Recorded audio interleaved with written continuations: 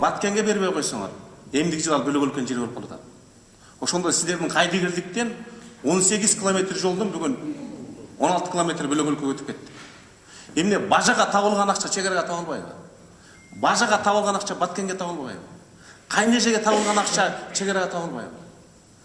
Өкмөт өзүнүн моралдык ресурстарын бүт түгөттү.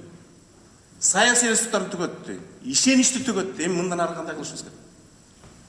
Өкмөттүн отчету ушу комитетте каралып атканда мен өкмөттүн чегара саясаты боюнча маселесин таптакыр канааттандырарлыксыз деп баа берген. Көңүр колдогонсуңар. Эми мына ишенип отурасыңар.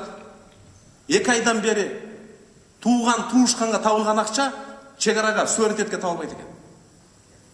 Же туура эмес айтып атам.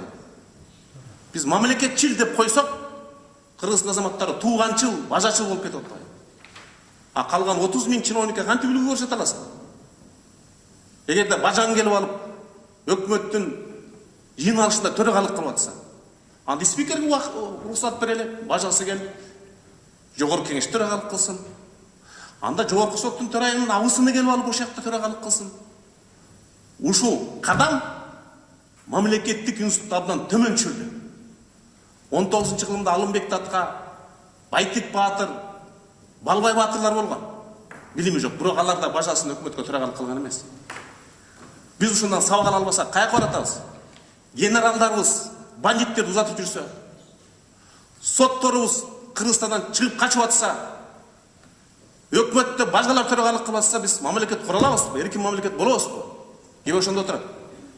Силердин угуп атканыңызды бир райда угуп атканды угуп атабыз. Бизге чечим керек. Чечимдер жок, биш жок.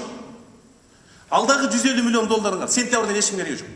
Ал жерде бөлөк каражаттар болуп калышы мүмкүн. Сентябрдан баштап 150 миллионга эчим кереги жок. Жок деген ошо фонддон таап бербейсиңер. Бул уят. Бул өтө уят.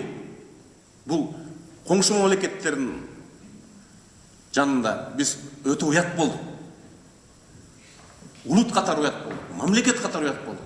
Ошо чегарага таппайсыңар да тууган тушканга акча табасыңар. Могу 10 депутаттын айлыгын бир бажанын баласы алат экен. Бизди эл урушуп атат, айлыгыңар көп деп. Туура урушуп атат. А могу 10 депутаттын айлыгын, бир комитеттин айлыгын бир бажанын баласы алат экен. Мына биздин мамлекет болгон мамилебиз.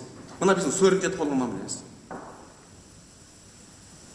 Ошон үчүн мен 3 депутат айтты, Карамата Розова, Максат Эсенович, Абдулвахап Мамадасович, өкмөт толук составын отставкага кетиш керек. Мындан ары алар аткаруу бийлигинин башында турууга моралдык укугу жок, саясий укугу жок. Мына Кадыркулов, Идриске рахмат. Бир тыйын албай, бирок шек пайда болгондук үчүн кетти. Темир Сариев, ошо жолдо нарушение кылды деген закон жок, далил жок, бирок шек пайда болгон үчүн кетти. Биякта шек эмес, 7-8 далил чыгып атпайбы?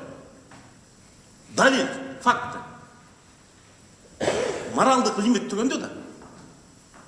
Андагы эле колду бууп, анан кайра эле тиги шос келатат түбү деген.